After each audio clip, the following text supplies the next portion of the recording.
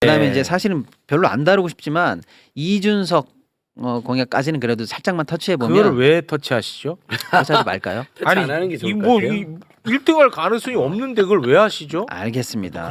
아니 깔만한 게 있으면 하나 하셔도 됩니다. 알겠습니다. 네. 리쇼링은 까야겠더라고. 그냥 아, 이렇게 말도 안 말씀드릴게요. 되는 뭐예요? 사실 대선 후보들의 경제 공약이 어려워요. 왜 어렵냐?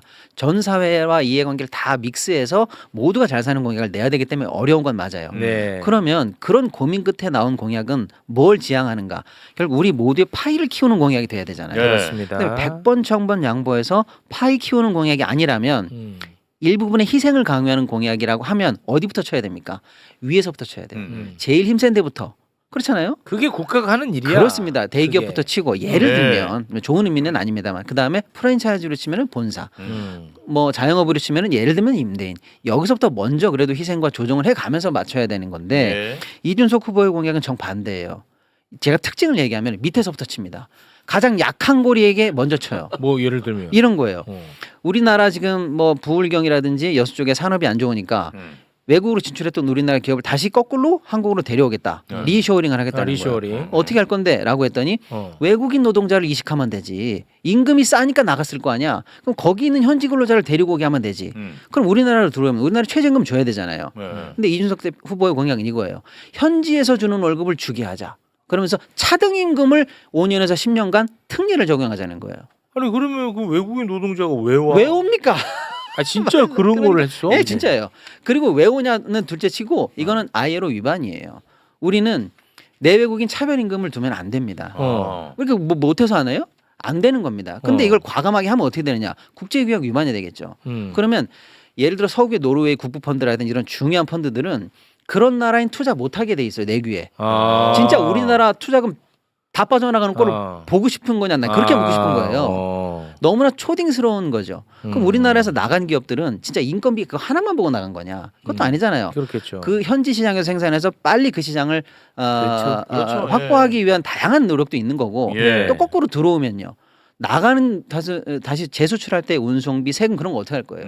굉장히 복잡한 건데 그냥 싸게 외노자들 데려다 놓고 그 사람들 현지 임금으로 후려치면 된다라는 이런 지연 말단적인 생각으로 얘기를 하고 있는 거예요. 아 일단 너무 놀랬죠. 말도 안 되죠. 잠깐 또한 들었는데도 어이없다. 예. 진짜. 이렇게 돼 있어. 이준석 이번 공약이 중국 베트남 공약을 다시 대한민국으로 왜 들어옵니까? 거기서 지금 열심히 잘 팔고 있는데 우리 기업들이. 아니 뭐 중국 여행하려고 보낸 게 아니야. 그렇죠. 그렇죠. 그래서 다시 대한민국 들어오게 하려면 그 외국인 노동자 임금을 후려쳐야 되니까 지자체한테 최저임금을 맡겨버리겠다는 거예요. 아니 근데 이건 요거 더하기 하나 더 나간 거예요. 이게 이제 외노자한테 현지 임금처럼 싸게 줘도 된다는 특례를 주겠다 이거고 거기서 한 발 더 나가요. 최저임금 지금 법정으로 해서 국가가 관리하고 있잖아요. 이거를 지자체의 권한을 이양해서 더 후려치기 더 아니에요. 후려칠 수 더 있도록 후려치는 거예요. 권한을 주겠다는 거예요. 근데 이것도 말이 안 되죠. 아까 제가 말씀드린 것처럼 제일 밑단을 치고 있다는 게 문제라고는 했습니다만 와. 현실적으로도 말이 안 돼요. 왜 말이 안 되냐? 그러면요.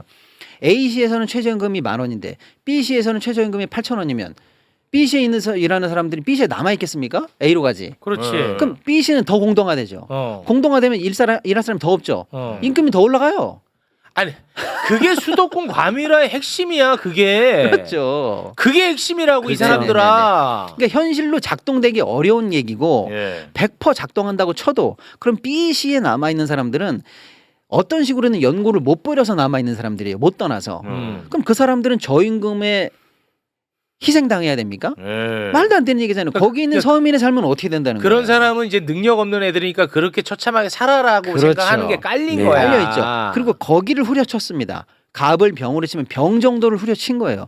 그러면 병 위에는 을이 조금 나아질까요? 아니죠. 을이 나아지려면 갑을 쳐야죠. 아까 제가 말씀드린 거 있잖아요. 네. 위를 치면서 분배를 하려고 생각 안 하고 밑을 쳐서 바로 윗계층이 살 수 있다는 답답한 생각을 하는 그러니까 거죠. 이준석이는 국가가 어떤 역할을 하는 건지 일단 그 정말 첫 단추도 모르는 거예요. 정확합니다. 예. 제가 그 얘기를 하나만 더 해드릴게요. 아. 법인세가 국세입니다. 예. 국가가 걷어들이는 세가 법인세예요. 근데 이준석 후보의 공약은 뭐냐? 법인세를 이것도 지방세로 전환하거나 권한을 지방으로 양도해서 지방끼리 법인세를 깎아줄 수 있도록 하겠다는 거예요. 그럼 본인의 생각은 이거겠죠. A시는 야 우리는 법인세가 50%입니다. B시는 우리는 뭐 30으로 더 낮춥니다라고 해서 그 이제, 경쟁하면 유치한다는 거지. 기업들이 기업을. 지방으로 가기 좋겠다는 얘기인데 지금 우리 3년 동안에요. 국세가 덜 거쳐가지고 정부가 연간 100조씩 관리재정 수지를 적자를 맞고 있어요. 네. 지금 3년간. 그러면요. 지방세 같은 우리나라에 있는 기업들 내에서 A시가 하나 깎기 시작하면은요. B시, C시 점점 더 깎게 되겠죠. 그렇죠. 국세 공면은 어떻게 할 건데요?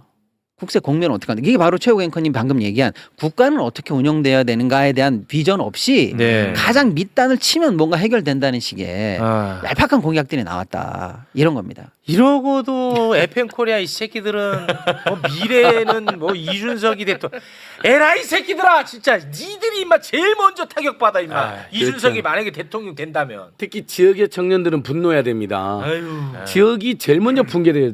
아니 오히려 지역이 살려면 지역의 교육비 같은 거나 통신비, 교통비로 완전히 면제주나 대폭 깎아주고 임금을 더 줘야 지역이 살고 청년들이 갈 거 아닙니까? 근데 지역은 더 지금 체제 윤석열 말 150만 원 받고 일할 사람 수두라다는 식으로 임금을 깎아버린다. 네. 그럼 누가 지역에 합니까? 오히려 더 서울 수도권 또 하는 거죠. 그러니까 이건 너무 잘못된 정책들이 많더라고요. 네. 그러니까 정리하면 다 소개 못 드렸습니다만은 이런 식의 공약들이 계속 지금 나오고 있어요. 그럼 여러분들께서 내 삶을 얘기하는 사람이 누군가, 내 삶을 거꾸로 망치는 사람이 누군가를 보셔야 되고 여러분이 보시고 여러분이 생각하는 나라를 말하는 사람을 골라내셔야 된다. 네. 그런 말씀 좀 드리겠습니다. 알겠습니다.